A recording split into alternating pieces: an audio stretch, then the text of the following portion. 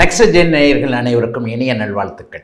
எல்லோரும் நன்றாக இருப்பீர்கள். இப்பொழுது 2026 மாசி மாதம் 12 ராசிக்காரர்களுக்கு எப்படிப்பட்ட பலன்களை தரும் அப்படிங்கிறத பார்த்தலாம்.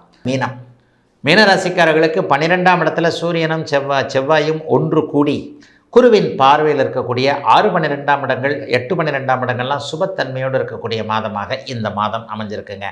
12ஆம் இடத்துல சூரியன் செவ்வாய் இருக்கிறது நல்லதானா? நல்லது இல்லைங்க. ஆனால் அவர் குருவின் பார்வையில் இருக்கனால சமாளிப்பீங்க. நல்லது இல்லைன்னா என்னங்க நடக்கும்? செலவுகள் ஓவராக இருக்குங்க. பாக்கெட்லேருந்து காசு எடுக்கிறதுக்கு, பாக்கெட்டில் காசு இருந்தால் தானே எடுக்கிறதுக்கு, பாக்கெட்டில் பார்த்துட்டு காலியாக இருக்குது, செலவு இருக்குது, கடன் வாங்கக்கூடிய மாதமாக இந்த மாதம் கண்டிப்பாக அமையும். அவரவருடைய தகுதி, இருப்பிடம், தசாபக்தி அமைப்புகளுக்கு ஏற்றாற் போல பொருள் ஒரு பொருள் வாங்குறதுக்கு கூட அப்படியே கஷ்டப்பட்டுக்கிட்டு அப்படி இப்படின்னு இருக்குங்க. 50 வயதுக்கு மேற்பட்டவர்களுக்கு ஏற்கனவே அடிக்கடி நான் அந்த சேனலில் நெக்ஸ்ட் ஜென் சேனல்லேயே சொல்லியிருக்கிறேன், போன இதில் கூட சொல்லியிருக்கிறேன். இந்த வருடாந்திர பலன்களில் கூட 50 வயதுக்கு மேற்பட்ட மீனராசிக்காரர்களுக்கு பெரிய சோதனைகள் இருக்காதுன்றகிறேன். அது மாசி மாதமும் நீடிக்குங்க. இளைய பருவத்தினருக்கு 6-12ஆம் இடங்களோடு சூரியன் செவ்வாய் தொடர்பு கொள்ளுகின்ற ஒரு அமைப்பு. 12-9ஆம் அதிபதியான பாக்கியாதிபதி மீனராசிக்காரர்களுக்கு பெரிய ராஜயோக கிரகம் செவ்வாய் தான்.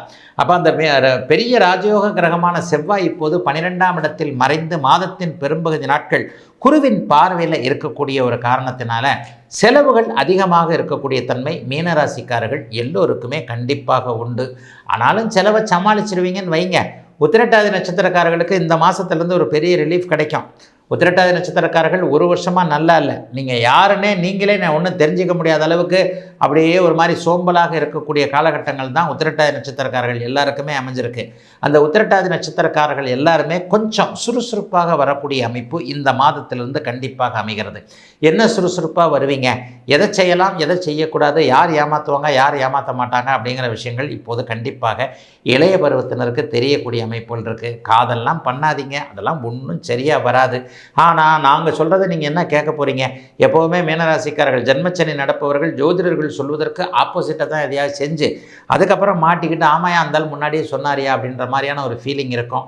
காதலில் இளைஞர்கள் அப்படியே வாழ்க்கை அமைப்புகள் தங்களுடைய சக்தியெல்லாம் விரயம் செய்யக்கூடிய அமைப்புகள் இப்போது இருக்கிறது. ஆகவே நண்பர்கள் காதல் போன்ற அமைப்புகளை அப்படியே தூர தள்ளிவிட்டு வயதிற்கேற்றாற் போல் உங்களுக்கு என்ன, படிக்கிற வயசில் படிக்கணும், வேலை செய்ய வேண்டிய வயசில் வேலை செய்யணும், காரியங்களை செய்ய வேண்டிய வயதில் அதை செய்யாமல் வேறு மாதிரியான டைவர்ஷன்களை கொடுக்கக்கூடிய அமைப்பு. 6ஆம் இடம் 12ஆம் இடம்லாம் வலுத்திருக்கு. 4ஆம் இடத்திலிருந்து குரு பகவான் 12ஆம் இடத்தை பார்க்கிறார், 10ஆம் இடத்தை பார்க்கிறார். இது போன்ற அமைப்புகள் எல்லாமே கொஞ்சம் சோம்பல் தனத்தை இளைய பருவத்தினருக்கு மட்டும் கொடுக்கக்கூடிய அமைப்பு என்பதால் அவர்கள் மட்டும் கொஞ்சம் கவனமாக இருக்கணுங்க.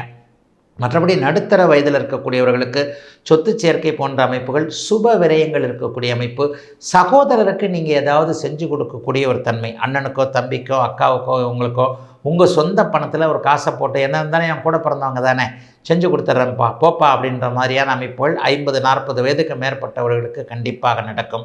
மீனராசிக்காரர்களுக்கு பெரிய சோதனைகள்லாம் இருக்காது.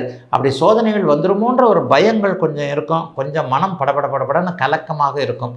அதை தவிர்த்து பெரிய சோதனைகள் எதுவும் நடக்காத, எதையும் நீங்கள் சமாளிக்கக்கூடிய நல்ல மாதமாகவே அமைந்திருக்கிறது இந்த மாசி மாதம்.